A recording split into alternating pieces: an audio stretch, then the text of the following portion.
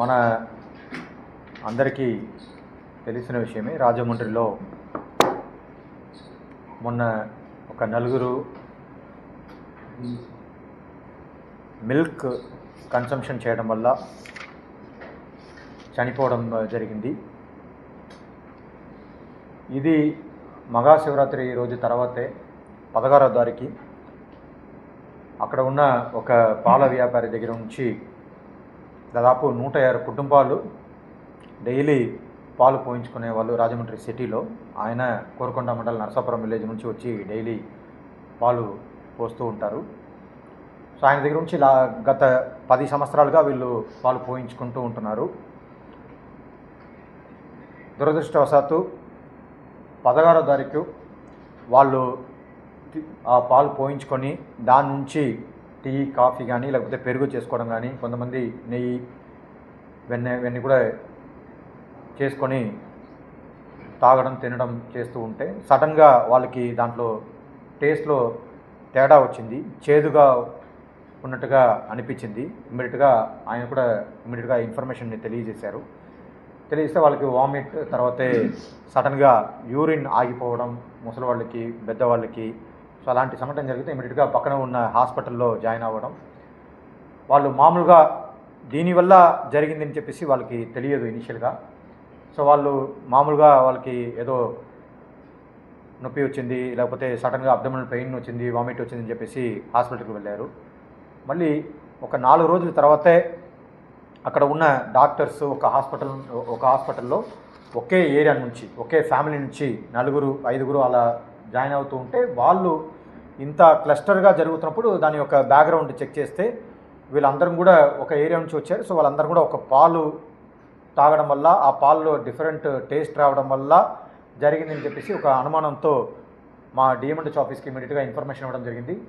దాన్ని మనము ఇన్ఫర్మేషన్ అందుకున్న వెంటనే కలెక్టర్కి, ఎస్పీకి అందరికీ చెప్పడం జరిగింది. దాన్ని పూర్తిగా చెక్ చేస్తే అది ఆ మిల్క్ కన్సంప్షన్ వల్లనే జరిగి ఉండవచ్చని చెప్పేసి దాని ప్రకారం దాన్ని చెక్ చేశాము. చెక్ చేసిన తర్వాతే ఇది అనూరియా ఇల్నెస్గా ఉండొచ్చని చెప్పేసి మా వాళ్ళు డాక్టర్స్ గుర్తించారు. అప్పటికే 2 వచ్చేసి చాలా సీరియస్గా ఉంటే 2 చనిపోయారు. మళ్ళీ ఆ ప్రాసెస్ జరుగుతూ ఉంటున్నప్పుడే ఇంకా 2 క్రిటికల్గా ఉండి ఇంకా ఒక 2 కూడా చనిపోయారు. మొత్తం 4 చనిపోయారు. సో ఇప్పుడు మనము ఇవన్నీ తెలుసుకున్న వెంటనే ఆ సమాచారాన్ని ఆయన ద్వారా, ఆ పాల వ్యాపారిని ఇమ్మీడియట్గా మనం కస్టడీలో తీసుకోవడం జరిగింది పోలీస్ ద్వారా. సో ఆయన దగ్గర నుంచి వివరాలు తీసుకున్న తర్వాత మొత్తం 110 ఫ్యామిలీ ఆయన దగ్గర నుంచి ఈ పాలు కన్జ్యూమ్ చేసుకున్నారు 16th నాడు అని చెప్పేసి ఆ వివరాలు తీసుకుని ఆ ఇంటింటికి వెళ్ళి మనం చెక్ చేయడం జరిగింది. వాళ్ళందరికీ కూడా అలర్ట్ చేయడం జరిగింది. వాళ్ళకి ఏ రకమైన హెల్త్ పరంగా ప్రాబ్లమ్స్ ఉంటాయో లేదని చెప్పేసి తెలుసుకోవడానికి వాళ్ళకి సలహాలు, సూచనలు ఇవ్వడం జరిగింది. మళ్ళీ మనము తెలుసుకున్న వెంటనే గౌరవ ముఖ్యమంత్రి గారికి, మా గౌరవ హెల్త్ మినిస్టర్ గారికి, సెక్రటరీ గారికి అందరూ కూడా ఇన్ఫార్మ్ చేయడం జరిగింది. సో దాని మేరకు వాళ్ళు ఇచ్చిన ఆదేశాల మేరకు ఇమీడియట్గా బ్లడ్ శాంపిల్ కలెక్ట్ చేసుకుని కంప్లీట్ స్క్రీనింగ్ అనేది టేకప్ చేశాము. సో మొన్న బ్లడ్ శాంపిల్ దాదాపు 315 మంది దగ్గర నుంచి కలెక్ట్ చేసుకున్నాము.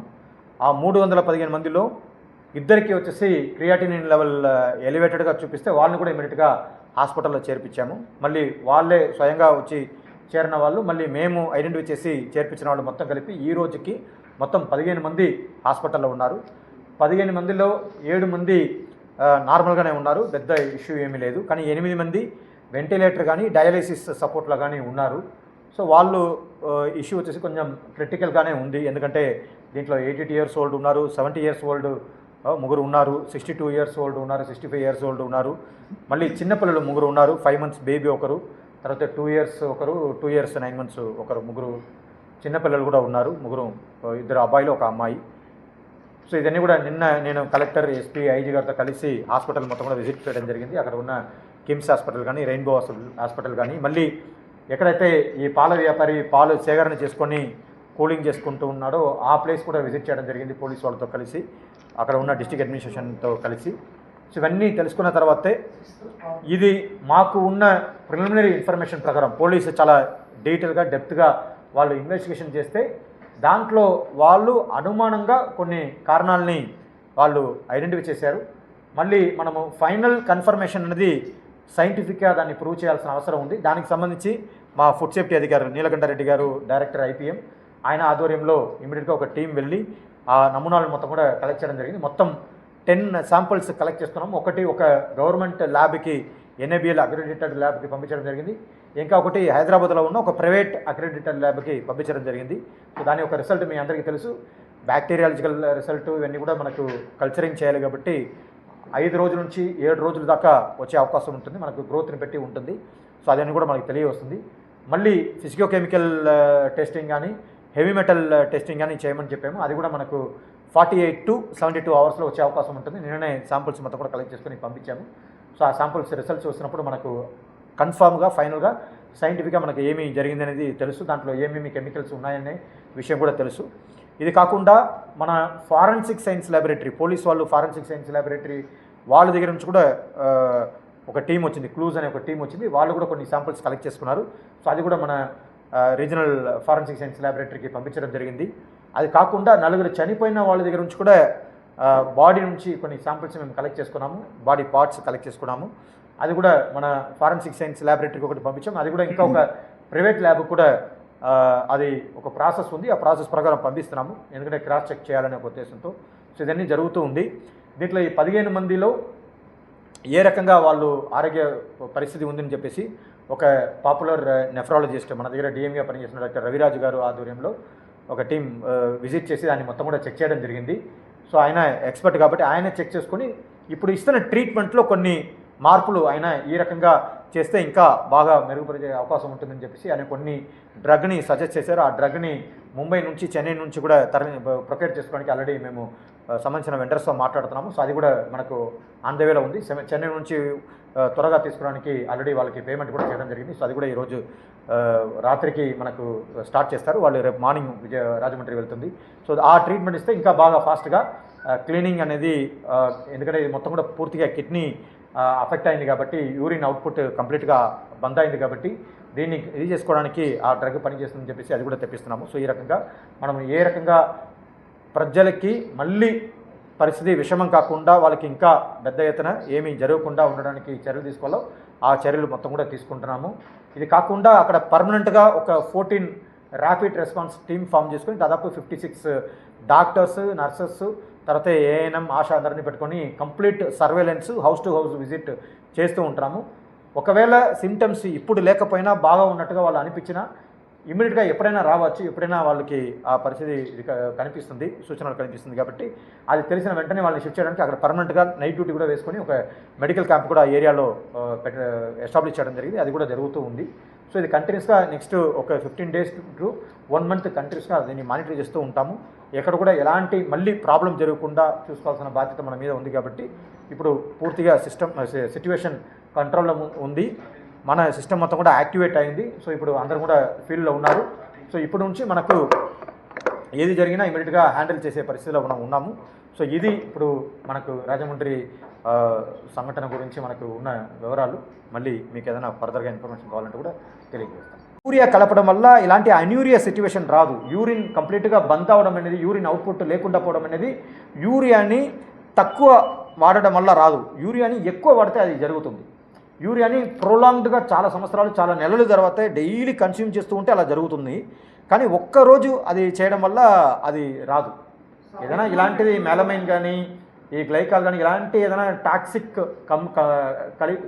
దాంతోపాటు మిక్స్ అయి ఉంటే ఈ రకంగా జరుగుతుంది. ఎక్కడైతే కూలెంట్ పెట్టుకున్నారో అక్కడ జరిగి ఉండొచ్చు అనేది మా అనుమానం. ఎందుకంటే కొన్ని రిపేర్ చేసి ఉన్నారు.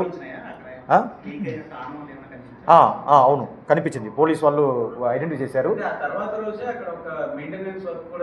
అవును అవును. సో అదే ఐడెంటిఫై చేశారు. అది క్రాక్ జరిగింది, అక్కడ ఉన్న లీకేజ్ కూడా జరిగే అవకాశం ఉంటుంది.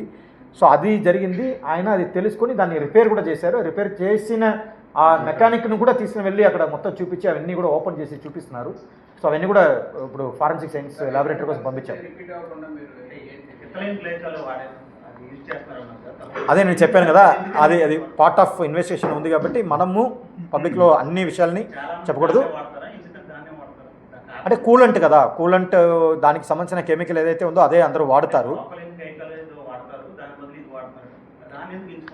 లేదు, ఎథిలిన్ గ్లైకాల్ కూడా వాడుతారు, కానీ అది ప్రాపర్గా వాడుకోవాలి. ఇప్పుడు మనము వాడుతున్న ప్రతి ఒక్క ఐటెంలో ఏదో ఒకటి డేంజరస్ ఐటమ్స్ ఉంటాయి. ఈవెన్ ఈ మైక్లో కూడా సడన్గా షార్ట్ సర్క్యూటర్స్ అయితే ఇదే కూడా మనకు షాక్ కొట్టే అవకాశం ఉంటుంది. సో ప్రతి ఒక్క దాంట్లో డేంజర్ ఉంటుంది, రిస్క్ ఉంటుంది.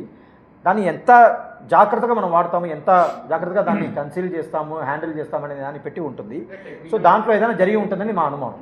సో అన్నీ కూడా మిల్క్ ప్రోడక్ట్ మొత్తం, తర్వాత ఈవెన్ ఆయిల్ ఇలాంటి ఐటమ్స్ మొత్తం కూడా చెక్ చేయమని చెప్తున్నాము. ఇప్పుడు మిల్క్ ప్రోడక్ట్తో స్టార్ట్ చేస్తున్నాము.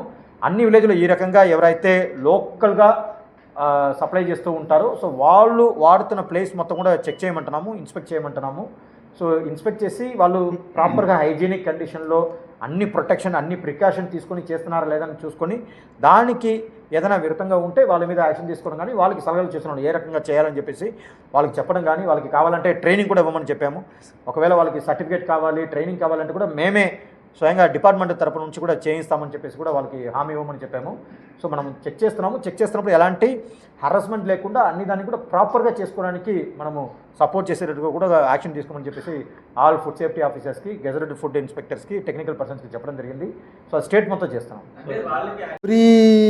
ఎవ్రీ మంత్ కూడా ఏంటంటే శాంపిల్స్ డ్రా చేస్తుంటాం. అంటే కుక్డ్ ఫుడ్లో కావచ్చు, రా ఫుడ్లో కావచ్చు, మిల్క్లో కావచ్చు, వాటర్ శాంపిల్స్ కావచ్చు. సో వీటిలో భాగంగానే మిల్క్కి సంబంధించినటువంటి శాంపిల్స్ కూడా డ్రా చేయడం జరిగింది. సో వీటికి సంబంధించి ఎక్కడెక్కడైతే అంటే అన్సేఫ్ అనేది వచ్చినప్పుడు ఏంటంటే అది ఆరోగ్యానికి హానికరం, అట్లా కాకుండా కాస్త సబ్స్టాండర్డ్ కానీ, మిస్బ్రాండెడ్ కానీ ఇట్లాంటి వాటిని పెనాల్టీస్ ద్వారా అవి క్లోజ్ చేయడం జరుగుతుంటుంది. జిల్లాలో ఉన్నటువంటి జాయింట్ కలెక్టర్ గారు ఈ అడ్జుడికేటింగ్ ఆఫీసర్గా ఉంటారు. అట్లాంటి వాటివి జేసీ గారి ముందు కేసెస్ ఫైల్ చేయడము, పెనాల్టీస్ ఇంపోజ్ చేయడము, అట్లాగే కొన్ని కేసెస్ వరకు కోర్టులకు వెళ్ళి ప్రాసిక్యూషన్ కూడా ఇనిషియేట్ చేయడం జరిగింది.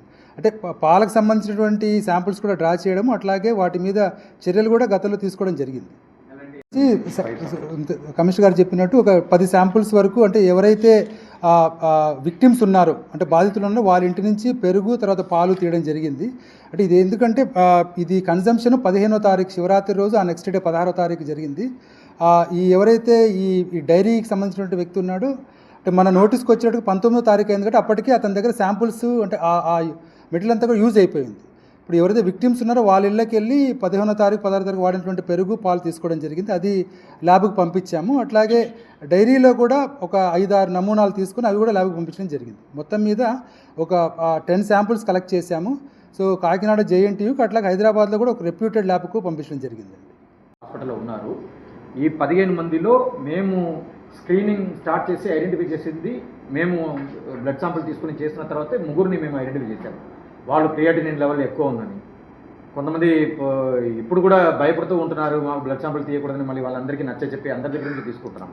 లేకపోతే ఒకే రోజు ఆ రోజు రాత్రికే కలెక్ట్ చేసేవాళ్ళం. మొన్న రాత్రికే శాంపుల్ కలెక్ట్ చేయడానికి వెళ్తే అందరం ముందుకు రావట్లేదు. మళ్ళీ వాళ్ళందరికీ లోకల్గా ఉన్న లీడర్స్, ఎస్ఎస్జీ మహిళలు వీళ్ళందరినీ పిలిపించి కూర్చోబెట్టి మాట్లాడి కన్విన్స్ చేసి అందరి దగ్గర నుంచి శాంపుల్ కలెక్ట్ చేసాము. నిన్న మొత్తం శాంపుల్ కలెక్ట్ చేసి నిన్ననే టెస్టింగ్ మొత్తం కూడా కంప్లీట్ అయిపోయింది.